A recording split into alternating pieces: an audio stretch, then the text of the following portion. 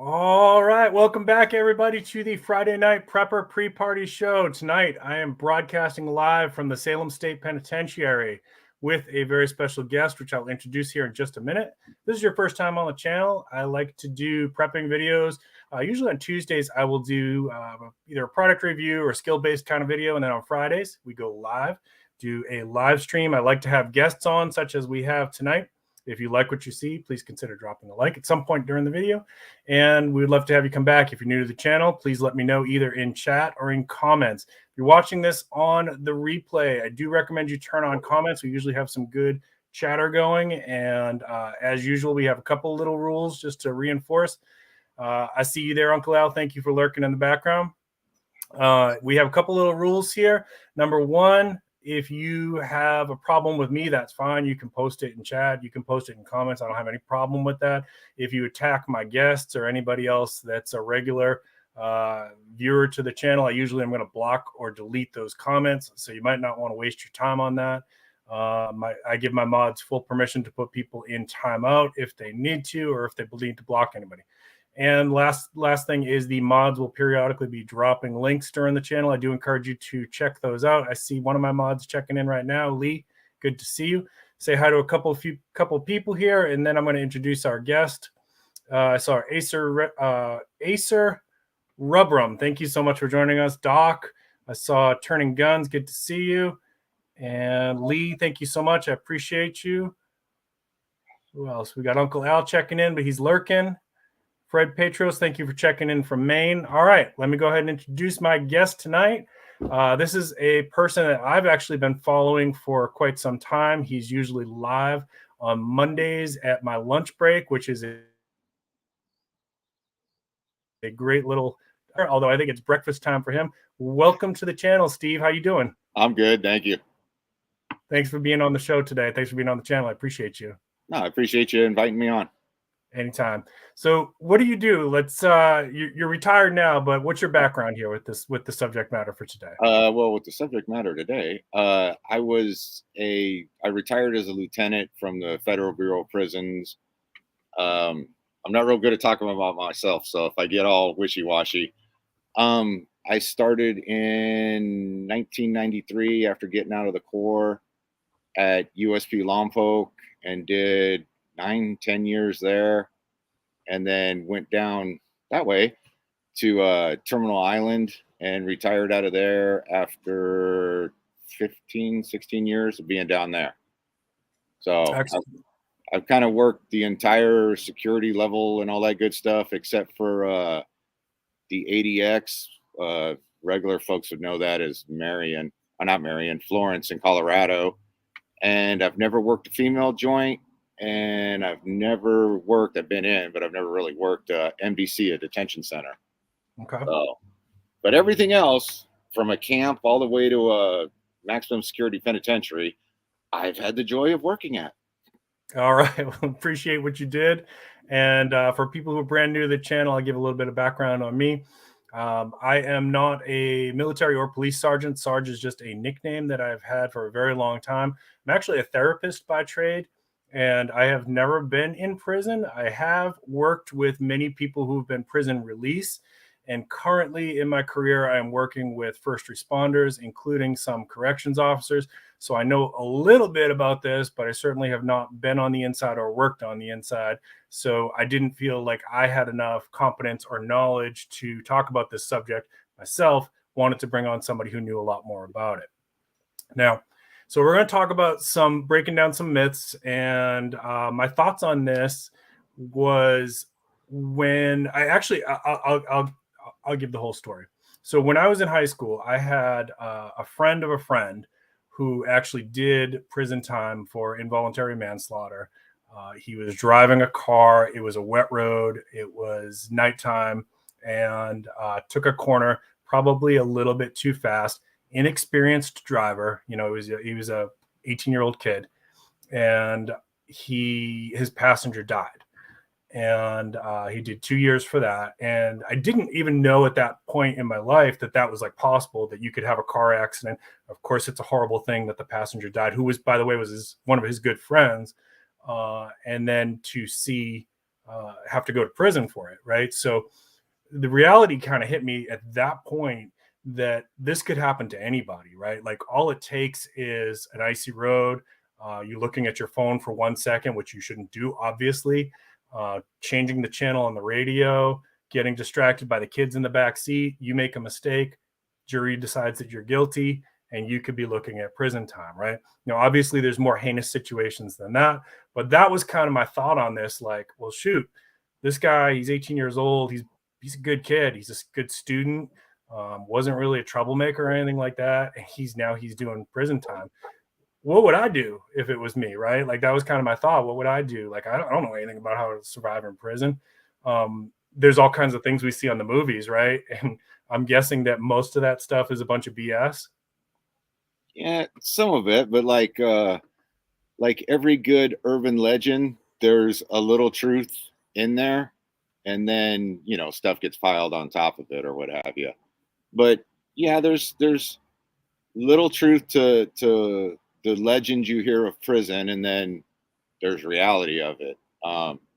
You got to remember during this discussion that prison's a microcosm of the society that it's in. So you take our society now and then you just condense it and then put it in this like really intense situation.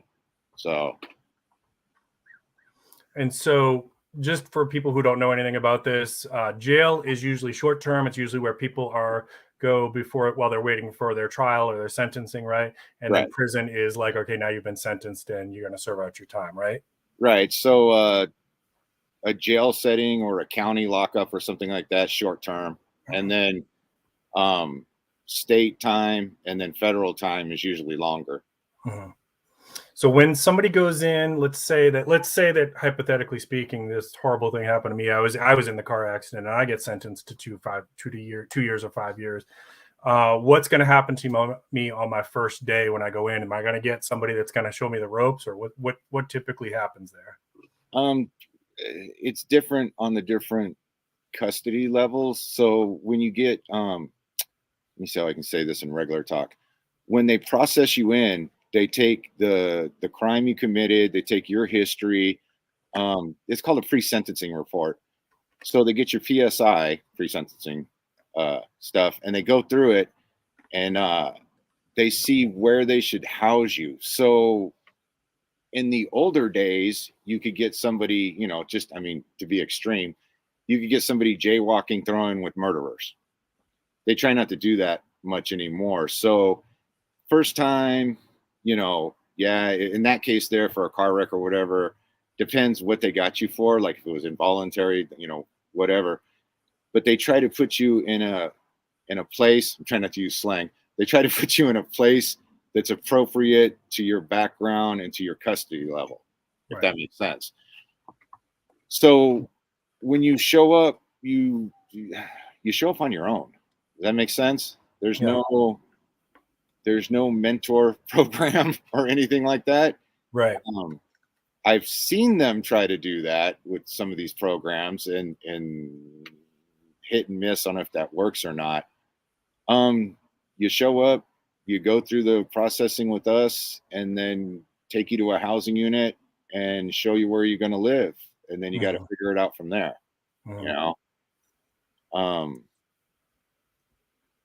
I think there's a whole lot behind it folks don't realize. So take you, for instance, and some of this is going to sound politically incorrect, but this is just the reality of how it is, right? Sure. Yeah. So when you show up at a housing unit, if I'm the housing unit officer, they're gonna give me, your paperwork or whatever that they give me at the housing unit, and then I'm gonna find you a white guy to live with, because that's probably prison lesson 101. Everything's divided up by what tribe you're in.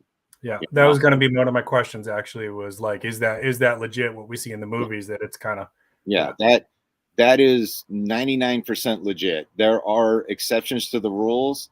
Most of the exceptions to the rules end up having some kind of issue, and there's very few of them that go live outside their tribe, if that makes sense, right? Yeah. So go ahead. I was gonna say, so if it's considered, let's say it was a more severe crime, right? Let's say I robbed a bank or something, right? Okay.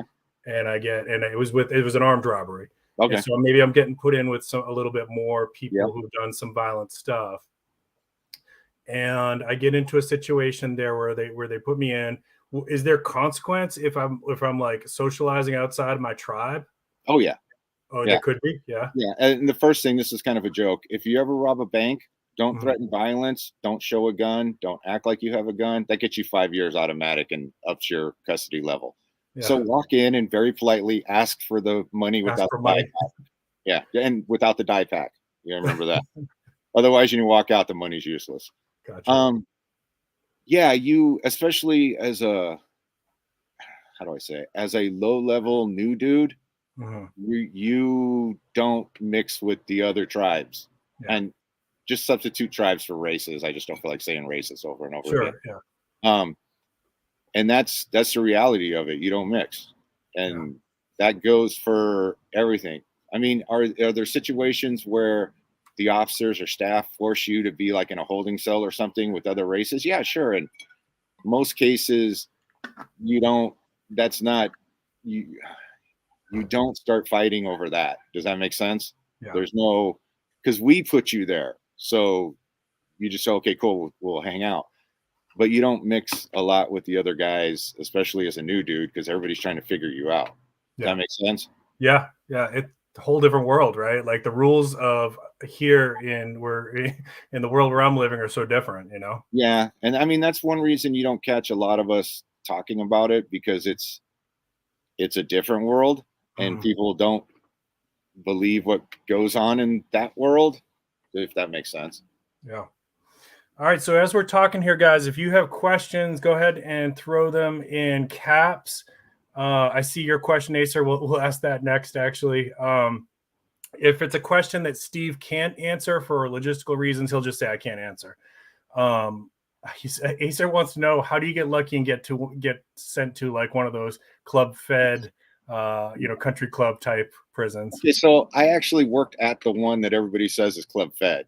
So first off, it's not, and this will go towards some of the folklore. Okay. It's not club fed. There's not a pool there. There's not a tennis court. There was a parking area where they could string up a net and play tennis, but it wasn't a tennis court. And we only let them do that on the weekends or after hours. It's a work camp, actually. So if you go there to the camp at USP Lompoc, you have to have a job. There's no, if you're medically unable or you just are too lazy to do something, they'll send you back to the FCI, which is behind a fence, and you can just go rot over there or whatever. But at the camp there that everybody calls club fed, everybody has a job. Everybody has to do something. Mhm. They used to do cable work for the military, putting cables together for generators and stuff like that, right? Mhm. At an outside factory. They would Mhm. put it together and ship it out. And actually, the stuff came from inside the penitentiary, the cable factory there, and they'd bring it outside. So, anyway, and they have a working farm there. It was the only working farm in the feds on the West Coast. And they used to run cattle and they would milk cows. And it has the best chocolate milk you will ever have in your entire life from the brown cows. Gotcha. So that's one thing there. So how do you get there? I got it. Some of it I'll say without trying to use names. So if I suddenly go, it's because I'm not trying to say anybody's name.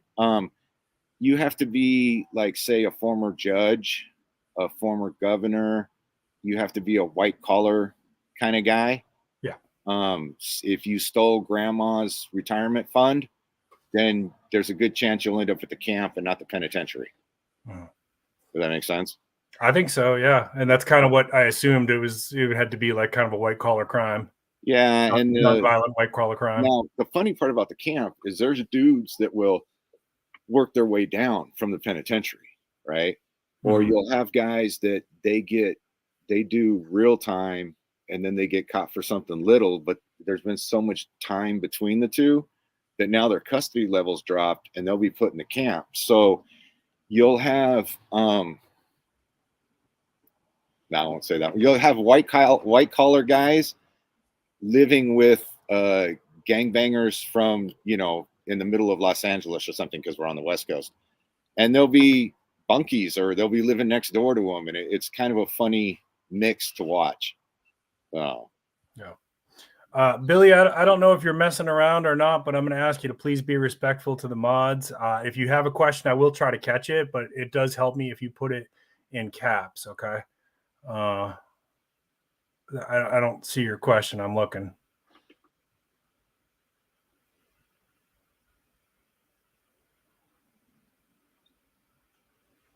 Yeah, I don't see. Oh, did Steve do mental health? I guess he's asking. I dealt with mental health individuals all the time.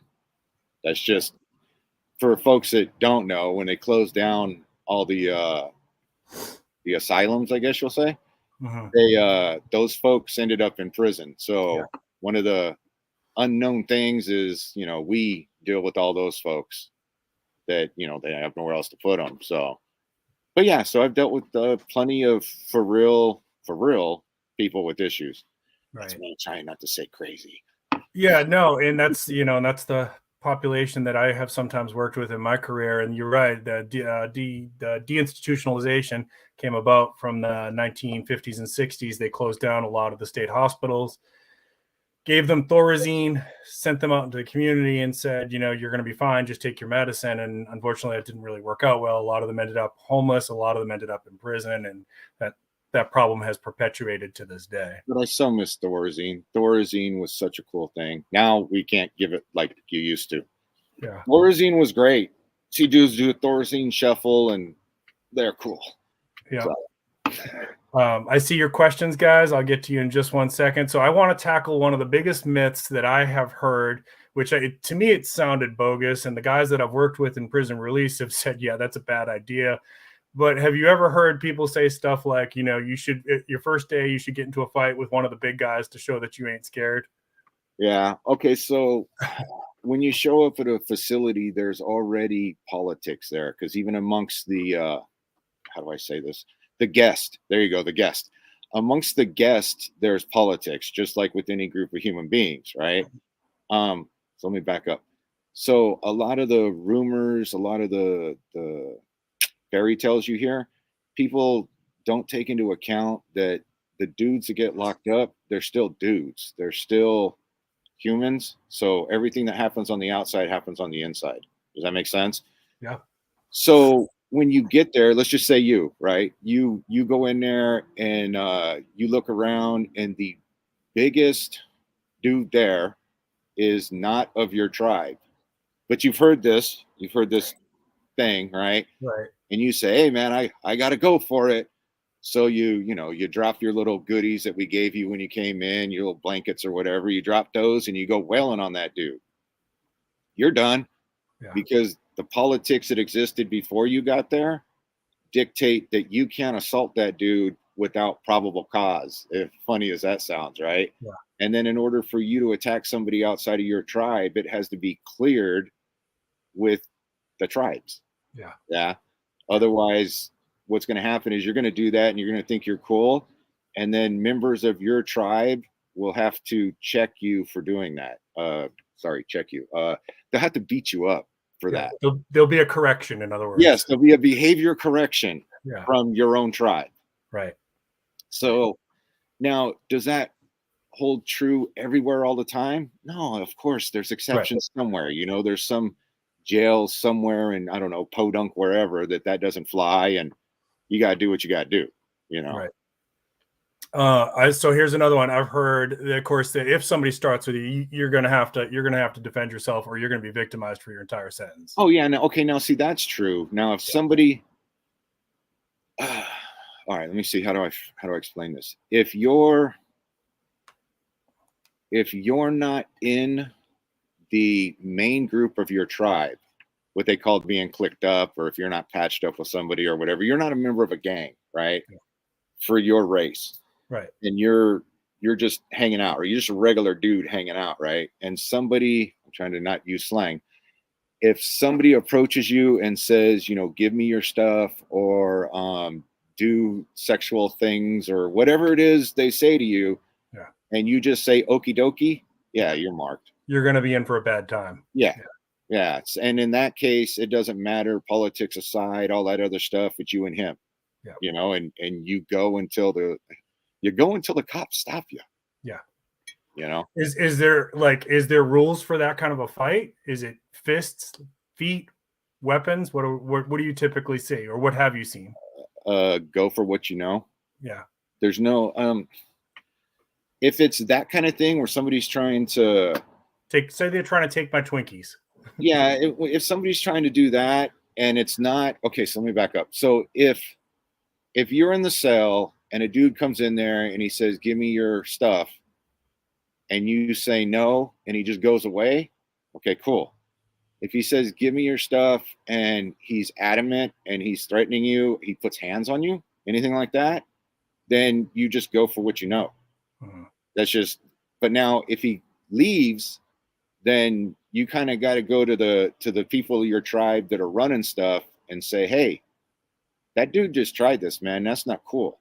Yeah. And they'll work out the politics of that. The politics of that might include you and that other fella in an area that's not, you know, constantly observed by staff, and you might have to handle it then. Right. Does that make sense? Right. But if somebody comes and they're trying to rob you or they're trying to do no, you just go, man. You just go. You know, and like I said, you go till the cops show up. Yeah. Yeah. Or the other guy leaves, I guess. Yeah. And so let's say I go in, first day in, finding my tribe, that kind of thing. Will I know pretty soon afterwards, like, who's calling the shots there in my tribe? Yeah. I'll be made aware. And some of it would be obvious. The gangs run the housing units. Does that make sense? Yeah. I mean, unless I'm working the housing unit, I run the housing unit, but you know, they act like they're running stuff. Yeah, you'll know. It's not hard to figure out, and they don't hide it really because, you know, that's how it works. Yeah. So. Now, sometimes I've watched a show channel called the After Prison Show. Have you ever seen him, No. Joe? Uh-uh. So he's a former inmate, and he runs a channel kind of talking about some of this stuff. And you know, he tells stories, sometimes like crazy stuff that's happened in prison, but he's also like, at the end, he's kind of like, you know, don't do what I did. Don't make the same mistakes I did. This is, you know, prison's not anywhere. The white guy that's really buff and all tattooed out?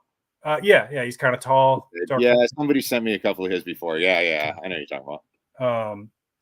And he talks about some of that stuff, and you know, when it's time to throw hands, you got to throw hands, or you're gonna wish you had, you know, basically.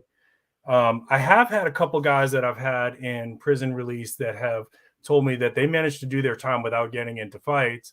I asked them how they did that, and they said, I pretty much stayed in my cell, read, didn't accept anything from anybody, because he said, you know, I've heard people are going to come to you and they're going to offer you favors, and they're going to say, hey, you know, I'll be your friend, I'll do this for you, whatever. You know, you want my honey bun, whatever. Yeah. Which I hope is not code for something. Yeah. But and they said, you know, just don't accept anything from anybody, and that kind of helped to keep them out of a lot of that stuff. Yeah, I'm going to try to put this politely. Don't gamble. Don't do drugs. Right. Don't have sex with other people. Right. Mind your own business. Right. You can do that stuff. You know, mind your own business. Right. That's the best way to do it in most cases. Now, I mean, is there a chance you can still get caught up and stuff? Yeah. Yeah. Because, you know, prison, shit happens. Oops. Right. But you know, they don't make you do anything in most places. Now, there are exceptions to those rules. If you're at a high level facility place and one tribe's fighting another tribe, you got to fight on your tribe's side. Yeah. You just have to. If you don't, well, you're going to take it later on from the tribe. Yeah, there'll be bad things. And that's just the nature of it, man. That's just the reality of it, you know? All right. We got some questions here. I'm going to scroll back a little bit. I saw a couple good ones. Is there a so this is from Lazarus Long. Is there a hierarchy among the prisoners? Oh, that's a good question. Is like least worst? Yes. So how does that work? The gangs and whoever's in charge of the gangs, and everything goes down from there. Does that make sense? But I think he's asking like sex offenders is really low on the bottom of the list, right? That. Yeah. Yes. So if you're a sex offender, there is no lower form of life than you. Yeah. The cockroaches are above you on the food chain. Yeah. That makes sense. But here's another thing that's changed over the years. Do all sex offenders get beat down as soon as they enter a housing unit or go on a yard? No, not anymore, because they changed the security classifications. They do this, that, and the other, and they try to put them on yards. At one point, the joint I retired out of, we had 300 of them walking the yard that in the old days wouldn't have been walking a yard. Yeah. That makes sense? Yeah. And then, quite honestly, how I was saying earlier, the prison being a microcosm of the society, yeah, some guys got passes nowadays that they wouldn't have got when I first started, because the other guys are like, yeah, whatever, man. Okay. That the old timers would have smashed, but they don't now. Yeah. I don't know. I figured some of that. So I figured there was some passes, but I kind of assumed that had to do with money. No, it really doesn't. And then, like I said, it got to a point that at some facilities, not so much where I was at, but other facilities, the sex offenders had their own clique, their own group, and they would literally tell on everybody for everything. And then the prison rights groups and the advocacy groups and all that other stuff, they would hound our bosses to try to protect them because they're there as punishment and they shouldn't be beaten up and all that other good stuff. And quite honestly, the sex offenders would tell on everybody. So that's not a good strategy. Well, no, if something happened, they would tell on everybody, and then the bosses would get all upset, and you'd have to lock up the guys that probably shouldn't have got locked up, if that makes sense. Yeah. And then the ones that, probably shouldn't be able to walk the line, they were out there. Huh. Well, you said, mind your own business, right? Like that seems like that's a pretty good survival skill. Yeah. In prison. I want to change this up just a little bit to protect the person because of HIPAA and whatnot. But hypothetically speaking, let's say that I somebody that they followed that prison guideline of snitches get stitches. They kept their mouth shut. Mm-hmm.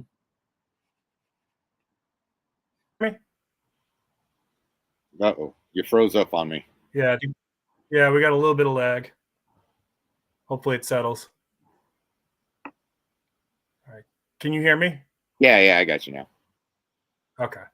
So hypothetically speaking, let's say that prisoner A, he's hearing through the grapevine that a bunch of the prisoners are going to basically gang up on prisoner B, and prisoner B hasn't really done anything wrong. He just happens to be kind of weird. Maybe he's got a mental illness or whatever. He's kind of awkward and they don't like him. Mm-hmm. And so he doesn't say anything, prisoner A, because snitches get stitches. Prisoner B ends up getting beaten to death, right? Mm-hmm. So where does all that fall? Like, is there a way, like if you knew something like that was going on, is there a way to help that guy or I get what you're saying now. Okay. Yeah. Oh yeah, there's the easiest way is just, now I know in California state you can't do this because they won't even talk to the officers, but in the feds, just walk up to one of the officers that's good to go, and you'll know who is and who isn't, and say, hey man, Joe needs to go. They're gonna mess him up. I'm trying to figure out how to say it in regular talk.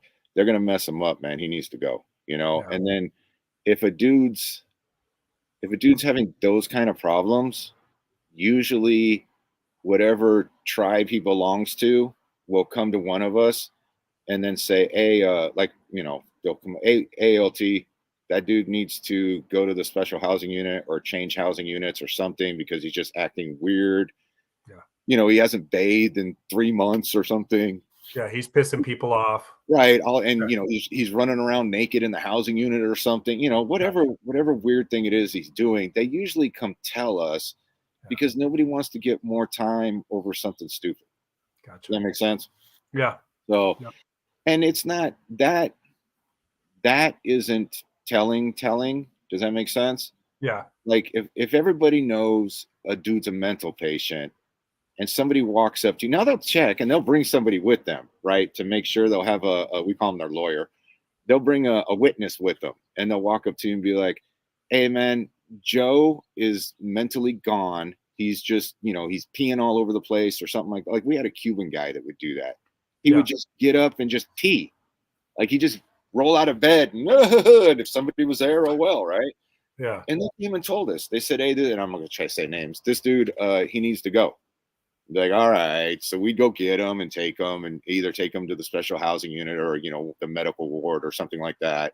Yeah. So that, in that situation, that's not really telling. Yeah. Does that make sense? Yeah. Yeah. It's saving trouble for everybody. Yeah. And if the guy's really, I want to say bug, but nobody knows what that means. If everybody knows he really has mental issues, then they kind of take pity on him about that. You know what I mean? Like unless he's peeing all over the place. Well, yeah, and they'll get smacked around or whatever. But at the end of the day, they'll probably say, "Hey, this guy's got to go." Right. Gotcha. Okay. Somebody was wanting to know if you've worked at ADX. No, that's what I was saying before. I haven't worked at ADX. Let's see if thought I saw a couple other questions here. I've worked with plenty of guests that have spent time at ADX. Yeah. And I knew this one was going to come up. Yep. So how it works at a high level security kind of place, and to different degrees, the lower down you go. Every tribe has a shower if there's more than one available. Every tribe has a certain time they go to the shower. And usually when a dude goes to the shower, he doesn't go by himself. And I don't mean that in some kind of homosexual way. He brings somebody with them, and one a shower, then the other one a shower, and they'll watch out for each other. Does that make sense? Mm-hmm. And a lot of that depends on the climate of the facility at the time. If everything's kosher and everybody's cool and nothing's going on, then yeah, dudes are just go in the shower and handle business, but the shower isn't the magnet for homosexuality that people try to act like. So go back to what I was saying before, as far as the myth goes, you take all these guys who are regular dudes and you put them in prison, they all of a sudden don't become gay. Does that make sense? Like it's still Joe, and Joe didn't like that on the outside, and Joe doesn't like that on the inside. Right. Now, do people head that way sometimes? Yeah, sure. Mm-hmm. But the vast majority of them, that's not cool, man. You don't do that, and then the guys that openly say that, right? The guys that openly engage in that stuff, they're lower on the hierarchy than other folks. Yeah, that's kind of what I've heard too. Mm-hmm. Do you believe the BS? The thing about the showers is, as an officer, when you go in there, you can judge how the joint and how your unit's running by how many scratches are on the floor from people sharpening knives. So that's more of a dangerous thing for the showers, because if you go in there making your rounds or whatever and you look down, you know how many scratch marks are there, or what got fixed, and what's new. And then when you start seeing the grooves in the floor from knife sharpening, then you go, okay, let me tell somebody. Yeah. And how much time could I get added on for making myself a little toothbrush shank? Oh, it depends. It depends where you're at. I mean, honestly, a lot of times those don't get prosecuted at give you more time level. You just go to the special housing unit for a while. So, and it just depends how many times you've done it and what level custody you're at. Billy, I don't know what your question is. I keep seeing you getting angry about people not answering your questions. We talked about mental health. I mean, I'm just going to keep going on. commissary. I had questions about commissary. So, Okay. we've got people out in the community who will write fan letters to people like, say, Jodi Arias or something like that. Okay. People who don't know who that was. She was like the femme fatale that killed her boyfriend. And she was very attractive before she went into prison. I've seen a picture of her recently. She's not so attractive now, but she was very attractive. And so she has fan letters that get sent to her. And I know some of the other inmates do and stuff like that. And then people will put money on their books, right, which is their commissary. Right. How does that work? Like, if you can't have thousands of dollars on your commissary, can you? Oh yeah, you can. You can? Yeah. I've seen guys with okay, so you got to remember I did it 25 years. So from the beginning till now, they've tightened some of that up. But I've seen guys with $50,000 on their books. Dang. Yeah, it's the whole thing you're talking about, fan letters and all that. Yeah, I've seen some of that too. I've seen people do that. It doesn't happen as much. It's got to be a special person, for some reason, usually in the media or celebrity like criminal. Yeah, basically. And I mean, there are several of those. They call them high profile. But yeah, I've seen that, and most of the time for the person on the outside, it doesn't work out, Yeah. Because the person on the inside just uses them for commissary money, visits, stuff like that. But at the end of the day, they're disposable to them because there's 10 other people seeking the same attention from them. Right. So if I had $50,000 on my books, you can't just like go into commissary, right? There's a limit each month. Yeah. There's a limit. I think the limit got knocked down to right before I retired. I think it was 150 a month or something like that. It used to be like 300 a month you could spend at the commissary. And for you guys that got family locked up, they get everything they need, right? Notice I said need. Yeah. They may want honey buns and ding dongs and sodas and all that. That's a want. That's not a need. As far as medical and all other stuff, they get what they need. So when they're saying, "Hey, can you send me money because I need to buy this from the commissary because they won't give it to me," well, that's not how it works. Does that make sense? Yeah. Like the commissary items are in addition to what's given to them. Even dudes that have no family, no friends, no money, there's kits that we can give them that have soap and shampoo and razors and call them fish kits, all that stuff that you can give them, because I've seen a couple dudes are homeless even though they're in prison, and here you go, here's some soap or whatever, unfortunately I've heard stories like that too, of people exploiting families on the outside who are struggling financially because their main breadwinner was now in prison. And like they're coming to me in therapy saying like, well, I got to earn extra because I got to put some money on the books. And it's like, that person made their choice. I know it's your loved one. I get it. I know that you care about them, but you also have to pay your electric bill. Right. No, I've seen a whole lot of that where dudes on the inside take advantage of family and friends on the outside. And it's not cool, and a lot of them do it. Yeah. Where does Arby's rank on the hierarchy? Arby's? Like the restaurant? Yeah, I think that's what he's asking. You can't get Arby's in prison, can you? No, not that I know of. Yeah. So I know this is going to vary from prison to prison, but like, what are they allowed to have in their cell? Oh, you'd be amazed. All kinds of stuff. I don't know. Let's see. In actually California state, they can have more than the feds. Like they can have a TV in their cell there, and the feds, except for the ADX, you can't have a TV in your cell. They have, what do you call them? Not iPads. The little music things with the plugs. Yeah, like MP3 or whatever. Yeah, like MP3s and all that. They have everything they need. I mean, you don't have like a refrigerator in your cell or nothing, but they got all the clothing, there's blankets, pillows, all that good stuff. photographs to a certain point.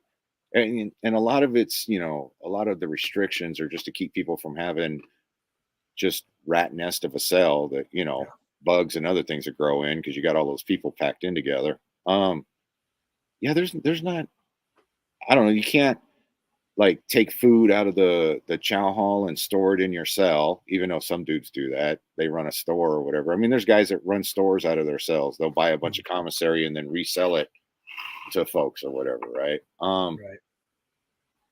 Yeah, I don't yeah, I don't know what to say they can't have in their cell. They can't have weapons, but they do. You can't have drugs, but they do. I don't know. Other than that, it's think of like, I don't know, a kid's room. You know, you can kind of have that. Now, most kids' rooms are bigger, but you know, it's kind of like that. Whatever you let your kid have in their room, they can pretty much have in there. You know? Yeah. So South Carolina, they do not allow, they still, all of the inmates know, or they call them residents. Is that how the COs called them in California? Nah, California, I think they just call them inmates. Inmates, okay. Yeah, So I just call them inmates, but they're trying to change that now. I talk to guys that are still working and just laugh my ass off because they're trying to come up with new names to call them. They're using residents here, is my understanding, which is fine. They're not supposed to have smartphones and iPads and things like that, but they're getting it. Yeah. Well, I mean, when a phone goes for, you know, several $1,000s, so yeah. In California, they call them best friends forever. All right. So what? Those of you who are in chat, appreciate you. If you have any other, we're getting near the end here. So if you have any other questions, go ahead and throw them in caps. We'll try to catch them. What haven't I asked that you think somebody? Let's go back to the original scenario with you know, somebody gets in a pretty bad car accident. Now they've been sentenced to 3 years. From my perspective, if you're going to go, there's a couple things. One, if you're going to go do time, do your time. Don't let it do you. Does that make sense? So you got to, you know, your head together and all that. But as far as like the officers or whatever, you got to remember we didn't put you there. And sometimes we seem uncaring. Yeah, because I don't care. You're just another fucking inmate. You know what I mean? Like, we'll get rid of you and there'll be another one. Sorry, but that's the reality of it. Yeah. And then on the flip side of that, don't let us find out who you are. Be a ghost. Be furniture. Be somebody that we never have an issue with, you know? And that doesn't mean like, you know, if you got to come in, don't come ask us or whatever. But at the same time, don't be an ass to us because, well, we'll be an ass back. And it's a little, you know, we can do things. Yeah, respect goes both ways. And and absolutely, the dudes that do the time, they don't want them for us to know who they are. Does that make sense? Yeah, because I've heard that too. Like, don't bring a lot of attention to the pod, basically. Yeah, if we know you by name, it's probably not a good reason. Does that make sense? You've been in trouble somewhere along the line. There are, you know, exceptions to that, but that would just be stay out of the way, do your time, you know. Don't focus on us. Don't a lot of places don't talk to us other than when you have to, you know. And I don't know. And then another thing that people don't understand is we don't 90% whatever of the time, we don't dictate how the day goes. The guests do.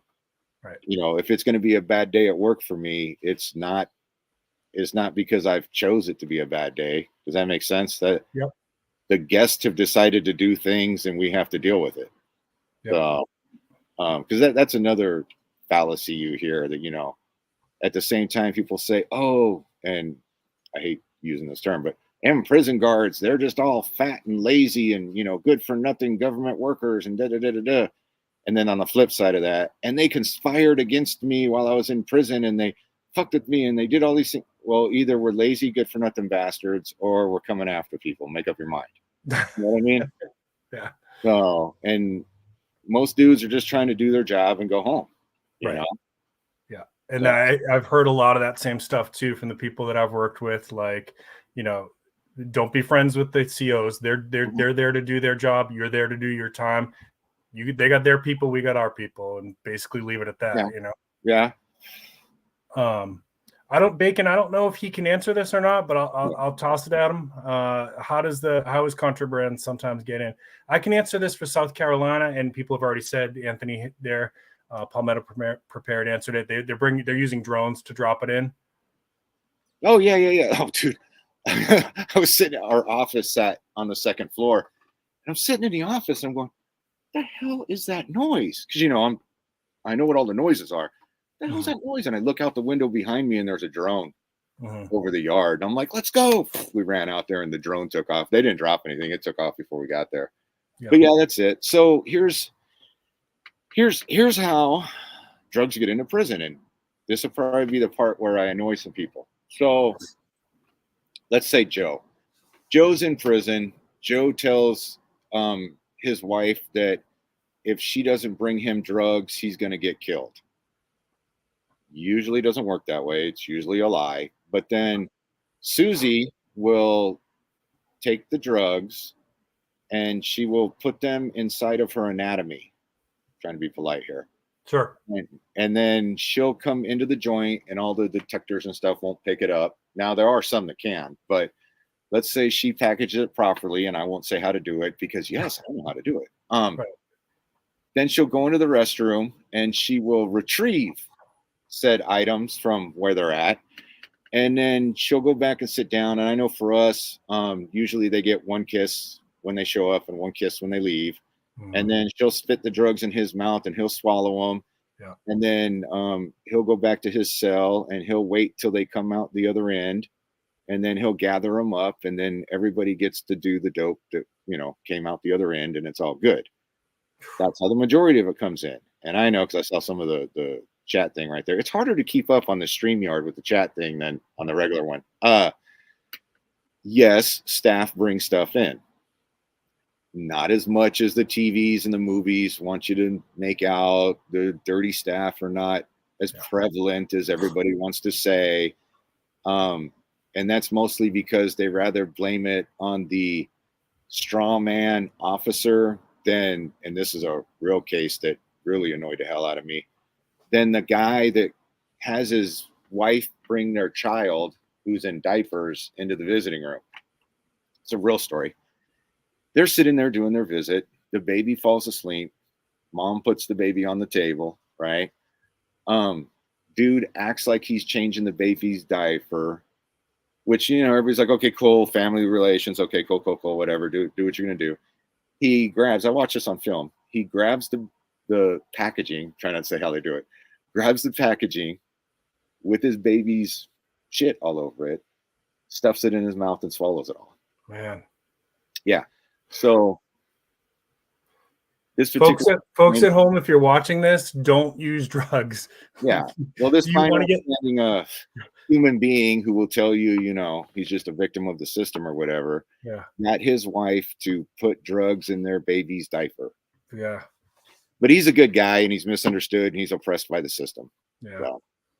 Well, and my thoughts listening to that is like, your addiction is in a bad place when you're willing to swallow poop, Oh no, it's money. That dude wasn't a drug addict. He was trying to make money. He was selling it. Yeah. Oh yeah, there was another guy that had his grandmother bring it in and she didn't understand what was going on. So she literally reached inside her bra and handed him the drugs. And he went, shit. On camera, we saw him go, shit. And he puts in his pocket. We just waited for him. We let grandma finish her visit and she left and it was great. Yeah. As soon as he got up and looked at us, we were smiling. And when he walked to us, he just walked with his hands up because he knew what was coming. And we reached in his pocket and took the stuff and just laughed at him while we took him to segregation. It was hilarious. Yeah. Yeah. And I've heard that too, Ben, talk that, whatever it costs on the street, multiply by about 10. Oh, yeah. Yeah. Oh, yeah. Yeah. What people would consider, I don't know, leftovers, crumbs from smoking marijuana or whatever, and you get money in there for that. Yeah. I've had uses of force with dudes that it wasn't even worth anything on the street. but there it was worth money, you know? Yeah. Yeah. And regarding the few COs who do end up, making that bad choice, it doesn't end well. I've heard some bad stories. It always has a bad ending. There might have been like it started out with some good money, but it always has a bad ending. Yeah. And that's the part that they don't get. Yeah. And they'll try to play it off or whatever. There's one dude on TikTok that I used to work with that he was dirty, and now he's making TikTok videos trying to claim that he was down with the homies and all this other stuff. No, he wasn't, but and now I don't know what he's doing. He's probably sitting on welfare or something, but you know what I mean? That's just, it never ends well. One of the first dirty staff that I knew of, this female officer, she ended up getting in trouble, blah, blah, blah, quit, all that good stuff. I'm trying to say names. About 5 years later, they found her in a ditch on the side of the road with a snitch and cop cut into her chest with a knife. Yeah. And that's the kind of stuff that I've heard too. Yeah. Cause the guests, we'll use that word. The guests were done with her. So yeah. Yeah, you're just an asset to be used up until you're not needed anymore. Oh yeah, exactly. Yeah. All right. I don't know if I've got any more questions here. Did he get crypto or dysentery? Yeah. All right. Tell us about where they can find you. You got a couple different projects going on, don't you? Yeah.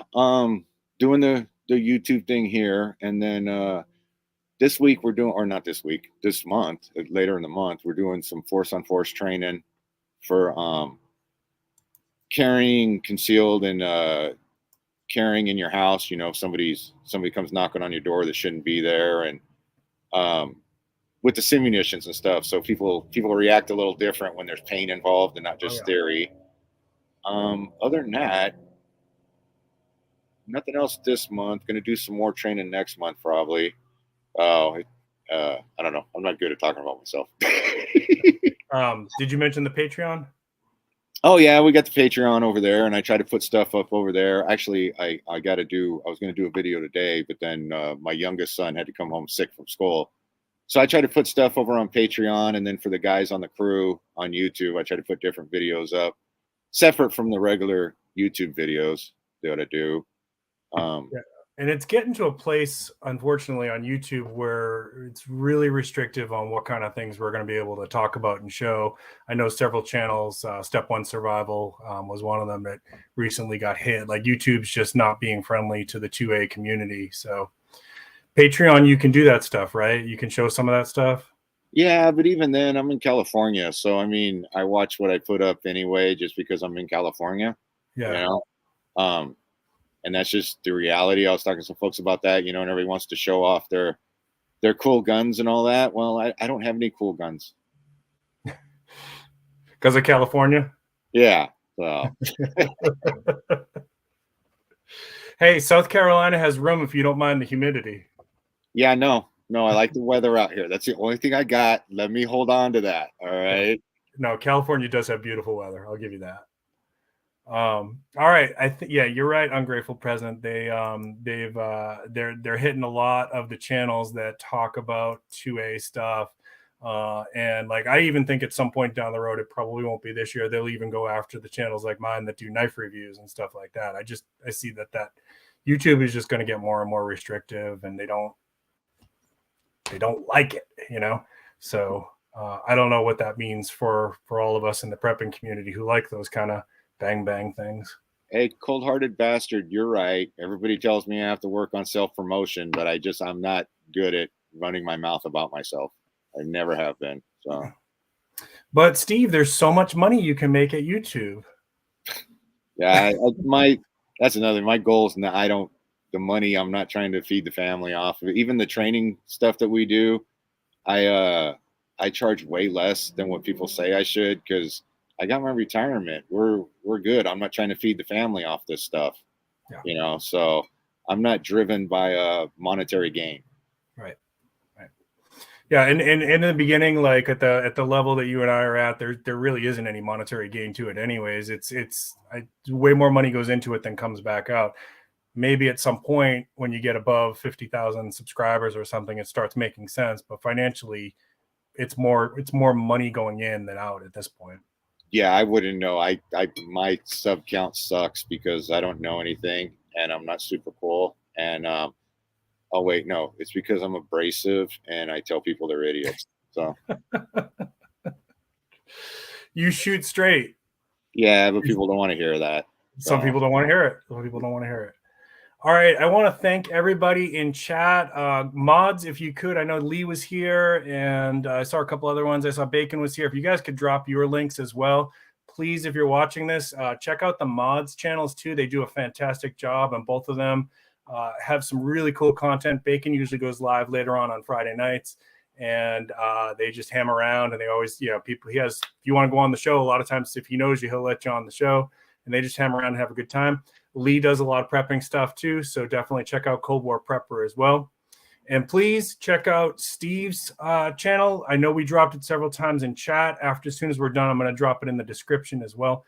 Please check out his channel. And if you're free Mondays so it's 12 p.m. my time. So what is that? 9 a.m. California? 9 a.m. on the West Coast, the best coast. Right. So if you're free on 9 a.m. on West Coast or 12 p.m. on East Coast on Mondays, come check out his chat. It's always a good time. And once again, I want to say thank you so much, Steve. Really appreciate you coming on. And I hope you have a great weekend. Enjoy yourself. Enjoy your family. Thank you. No, thank you for having me on. Anytime. And same for you, chat. Thank you, everybody, for hanging in there with us. Great questions. Have a great weekend. Say hi to your family or spend some time with your family. Spend some time with your dogs. Definitely spend time with your kids. Put away the electronics for a little while. Keep planting your seeds. Keep stacking your silver. This is Corsair Trainers and Prepping with Sarge.